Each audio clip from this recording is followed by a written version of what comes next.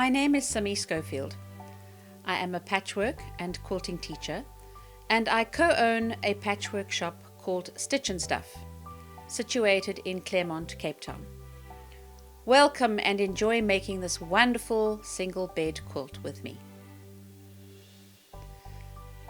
I have used black and white shwe range from the Coral Tree collection produced by Dagama in South Africa. This quilt is made up of two patterns. Pattern 1, which is a 4-patch, is made up of two colors, a patterned white and a patterned black fabric. Pattern 2 consists of a central white patterned square surrounded by a contrasting red plain and then a black patterned frame. Patchwork is traditionally made in 100% cotton fabric, and this is normally written on the selvage of the fabric. Remember that the selvage is never used in your work, not even in the seam allowance, so we cut it off. All the measurements in making this quilt will be in centimeters. Before cutting and working with your fabric, it is best to wash it by soaking each piece in warm water to allow it to shrink and for any residue from the dyeing process to be removed. This black fabric has a little residue, so we will rinse it again. Reds and purples often run, as you can see. Rinse them again, and usually by the second rinse there is no more red in the water. Now you can see how important it is to rinse your fabrics before using them. This red would have bled into the white. Gently squeeze out any excess water and hang the fabric out to dry, preferably using no pegs as they damage the fabric. Also try to make the fabric as smooth as possible, which makes for easier ironing. Now we're going to talk about some of the tools that you are going to need for cutting. You will need a self-healing cutting board with centimeter markings on it. You also need a 16 centimeter by 60 centimeter quilter's ruler. This size ruler is very handy, as you can fold the 110 centimeter wide fabric in half to cut it, and the ruler is still longer than the folded fabric of approximately 55 centimeters. This is a rotary cutter. There are a few different makes, and a safety latch to expose the blade is very important, as it is very sharp and quite lethal. When the fabric is dry, press it with a hot, dry iron. We take the setting off steam, as steam tends to stretch the 100% cotton fabric. Turn the setting up to maximum. Use the edge of your ironing board to help keep your fabric straight while you are ironing, and slowly iron out all the creases. Your fabrics are now all ironed, and we shall begin cutting the fabric for pattern 1. The strips of fabric are cut 11.5 centimeters wide. Fold the white patterned fabric in half from selvage to selvage and line up the raw edges on the mat. Use the lines on the mat to help you place the fabric straight. Place the 11.5 centimeter marking on your ruler on the edge of the fabric with the knot on the inside, and place your non-dominant hand down carefully to hold the ruler in place. At this point, you will probably have noticed that I am left-handed, so my dominant hand is my left hand. If you are right-handed, you will hold the ruler with your left hand and cut with your right hand. Expose the blade of your rotary cutter and place it up against the ruler with your dominant hand. Push the blade through the fabric away from you and then close your blade when you have finished cutting the strip. Remove the ruler and pick up the piece that you have just cut. You will cut 7 of these strips. Now trim off the selvages on both sides. Line up the selvages on any line and make sure that your strips are straight on the mat. Cut off the selvages, which is the thicker part on the edges, which also has the writing on it. Repeat the process with the black patterned fabric, cutting 7 strips 11.5 centimeters wide. When you have cut your 7 strips, remove the selvages as well. So here we have 7 strips of black and 7 strips of white fabric. The selvages have been cut off and they are ready for sewing. This is all the fabric needed for your 31 squares of pattern 1. We are now going to cut the 3 fabrics for pattern 2.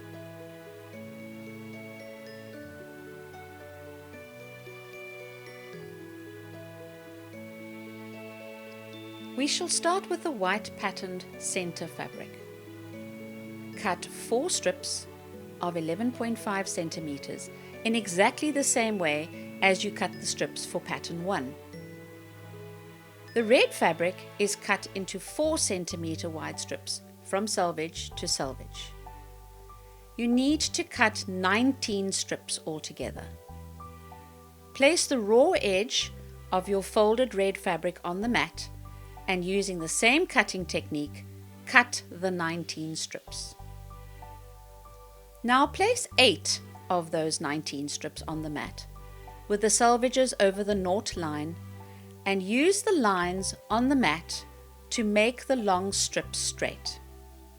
Cut off the selvages and then cut the strips into 11.5 centimeter pieces using the lines on the mat or your ruler. Here is the 11.5 centimeter marking on the mat. Put your ruler on the 11.5 marking, lining it up from the bottom to the top of your mat.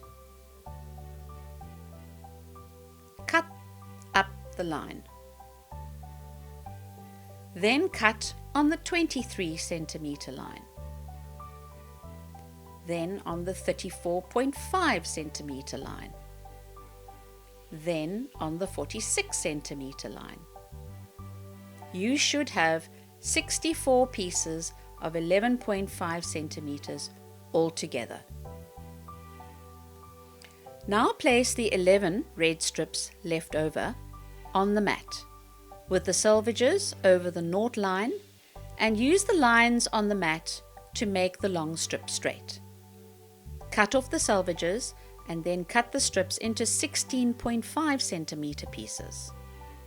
Cutting on the 16.5 centimeter line, then the 33 centimeter line, and the 49.5 centimeter marking on your mat. You should have 64 pieces of 16.5 centimeters altogether. These red strips of 11.5 centimeters and 16.5 centimeters are going to go around the center light square.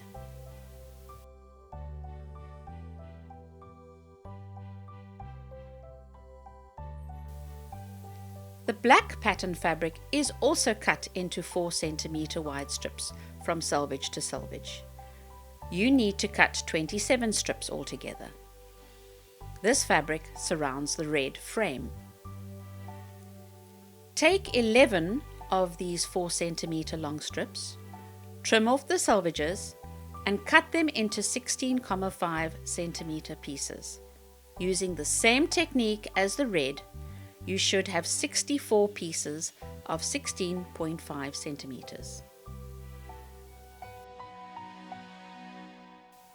Cut the remaining 16 strips into 21.5 centimeter pieces, and you should have 64 pieces of 21.5 centimeters all together. You have now cut the 5 components that make up pattern 2, and this is how they go together. Place the white square in the center, then stitch a short red piece above and below the white square. Then a long red piece on each side of the square, which then surrounds the white square with red.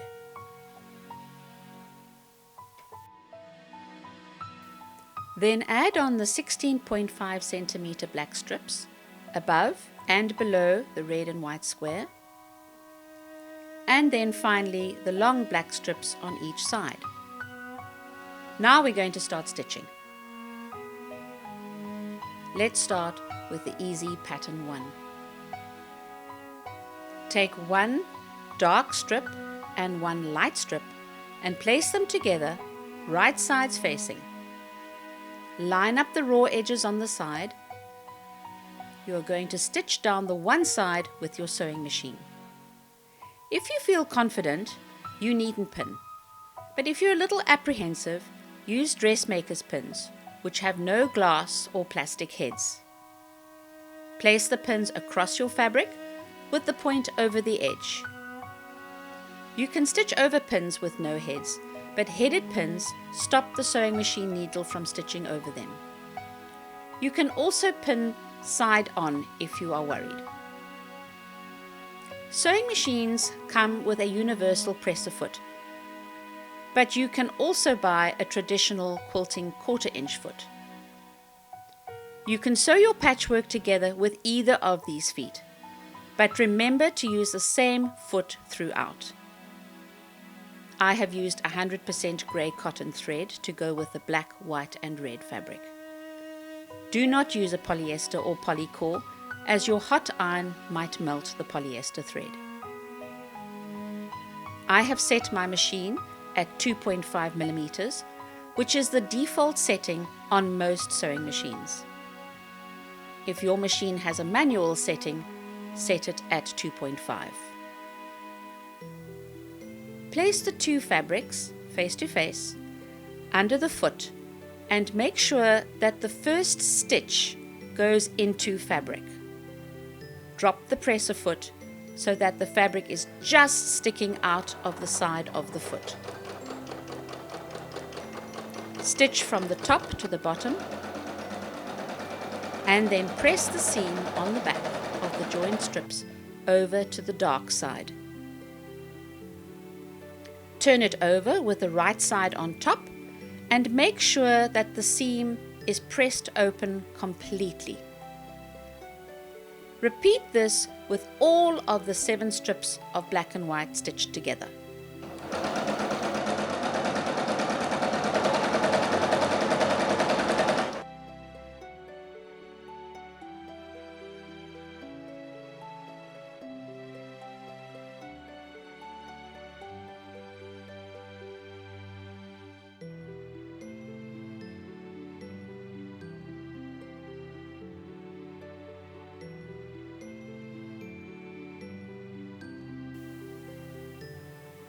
Now we need to cut them up. Position each strip on the mat with the short edge of your joined couple on the knot line on your mat, making sure that the long sides are also lined up on the mat.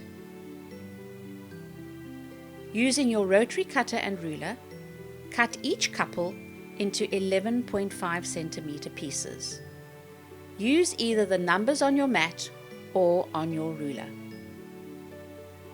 From 1 couple strip, you will get 9 couple pieces and a little bit over. Keep the extra ones in case you make a mistake or even decide to make the quilt a little bigger. You can even put them on the back of your quilt. Join 2 couples together to make a 4 patch. This is how it is going to look as a finished unit.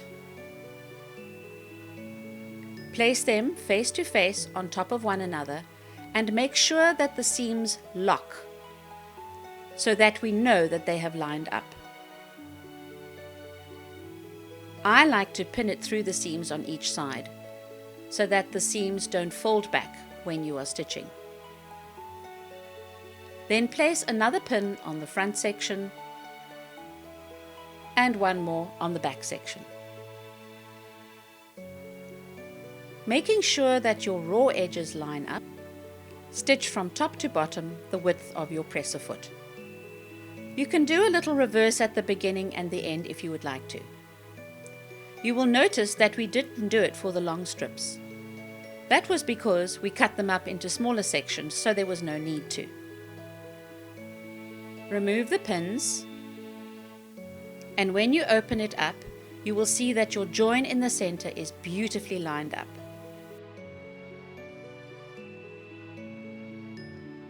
Okay. Press the seam over to one side, either side, making sure that the seam is flat. Now make 31 of these units of pattern 1 all together. Now we're going to assemble pattern 2. These are all the pieces to make up pattern 2. Firstly, you're going to stitch a small red piece to the top and the bottom of the white pattern square using the same seam width and the same grey thread. Place the red strip right sides facing on the top of the square and pin if necessary, or line up carefully, making sure that your raw edges are lined up.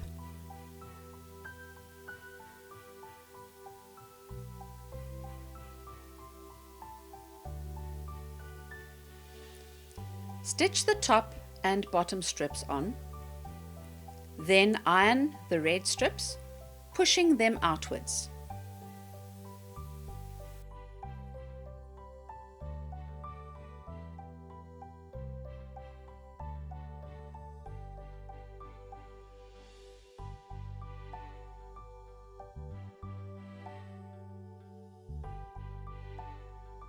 Now add on the long red strips to the left and the right of the square.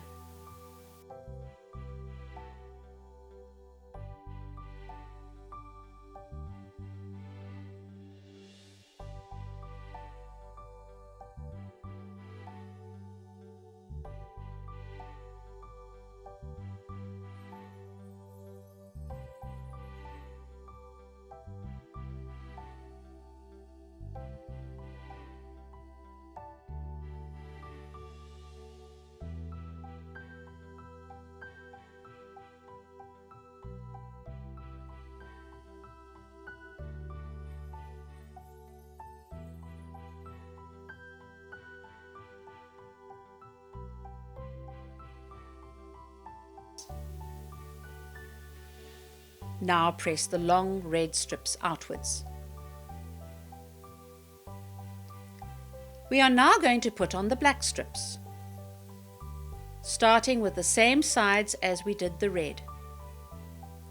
Right sides facing, put the short black strips on the top and the bottom and stitch.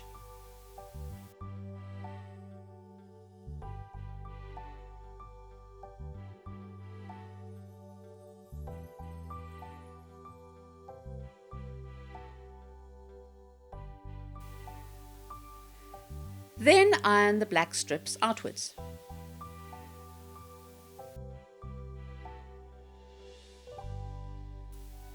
Finally, add on the two long black strips on the left and the right and press them outwards too.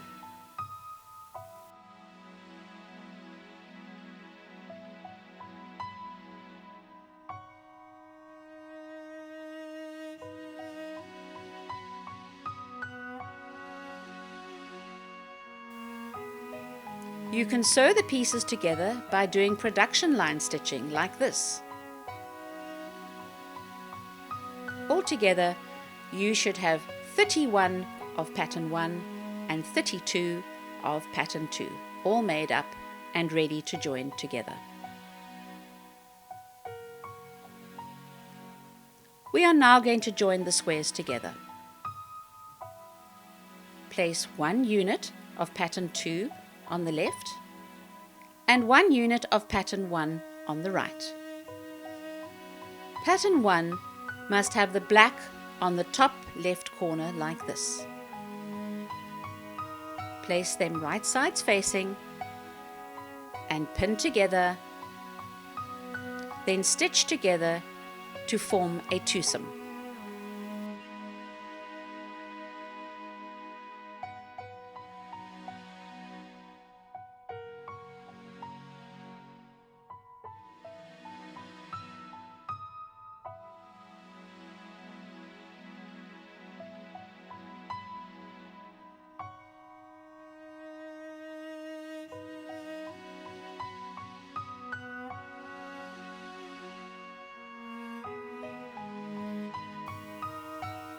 The small black squares of pattern 2 create a pattern diagonally throughout the quilt. Now make 2 twosomes and place them together like this to make a foursome.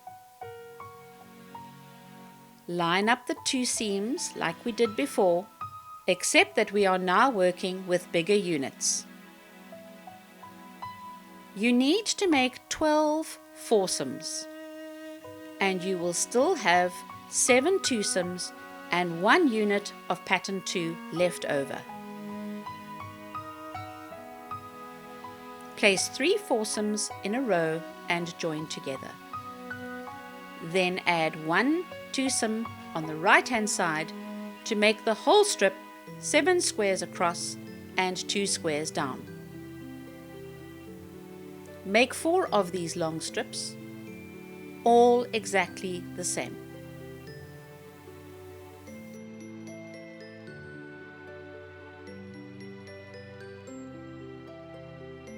I have joined the first 3 long strips together, and now I'm going to join on the 4th long strip onto the 3rd row.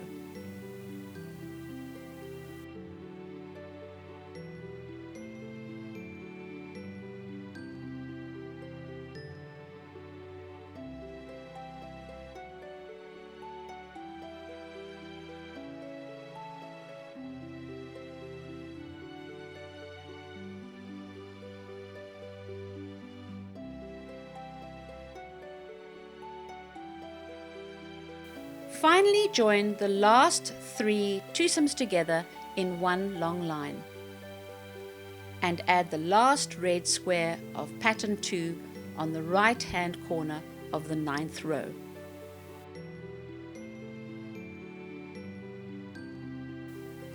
Now you can see how the red color follows all the way up to the top on the diagonal. Now we're going to put on the border. I have cut the 7 strips of black patterned border fabric into 4 centimeter strips.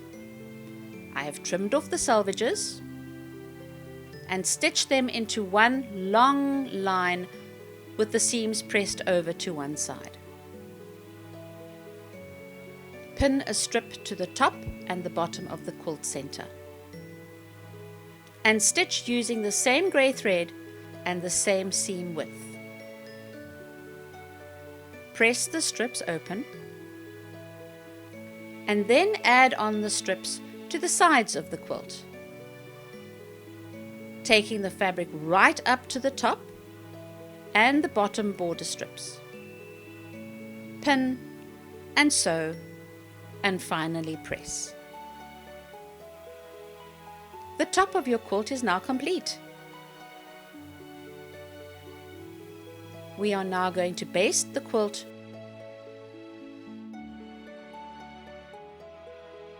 This is the batting that we use to put inside the quilt.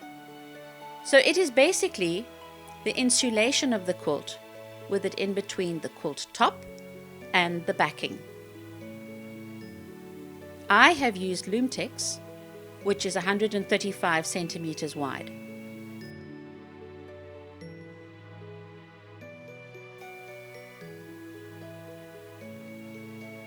Clamp the batting to a large table. A table tennis table is ideal. And place the quilt top on top of it, centralizing it and making sure that there is batting sticking out on all sides. Starting in the center of the quilt, using straight dressmaker's pins, put one pin in the center of each large square to hold the top and the batting together. Using a spoon, push the spoon towards the pin and it will automatically flip up onto it.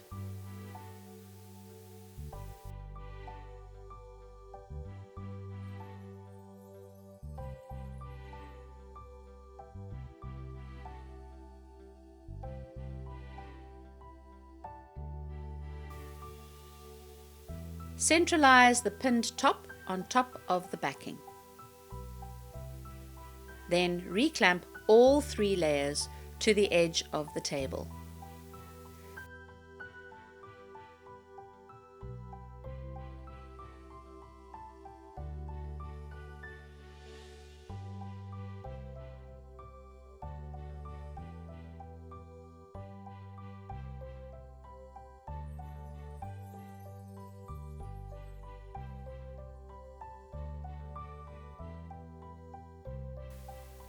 Pin the 3 layers together using safety pins now. Place 4 safety pins in each square of pattern 1 and 5 safety pins in each square of pattern 2. Also, pin around the border about 10 centimeters apart. Make sure that you do not safety pin close to the seams joining pattern 1 and 2 together, as that is where you are going to quilt. Also try to line up your safety pins neatly. Quilt in the ditch, starting at the top in the middle of your quilt, and stitch right down to the bottom at the border seam. Once all the ditches have been stitched lengthwise, stitch across the quilt as well. This is a walking foot that is used for quilting in straight or slightly curvy lines. This lever rests on the top of the screw that tightens the needle in place. This foot is designed to go through thick fabric and prevents the backing fabric from ruching up.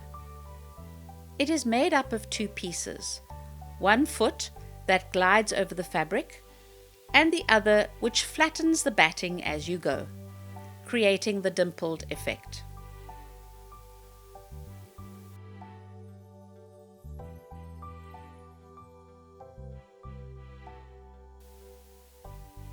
We are now going to put the final touch to the quilt, and that is the binding.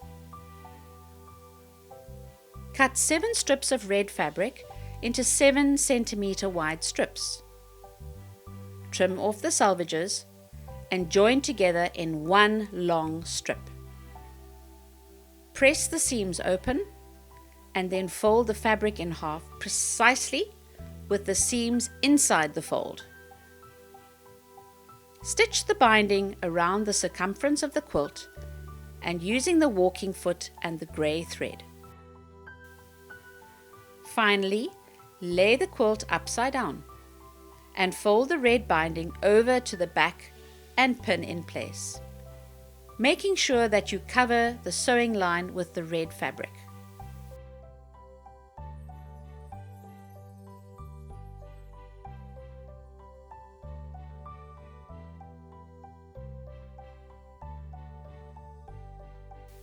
Stitch it down by hand using red thread to match the red fabric.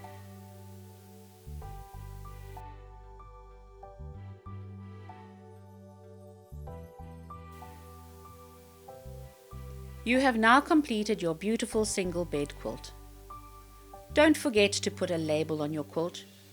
Remember that if you want to make the quilt longer or wider, you will need to buy more of each fabric. I do hope that this is the start of many more quilts to come. If you would like any help or advice, please contact me at Stitch and Stuff on 021 67 44 059. And if you wish to be on our mailing list, send us an email to quilt@stitchandstuff.co.za. www.quilt.co.za.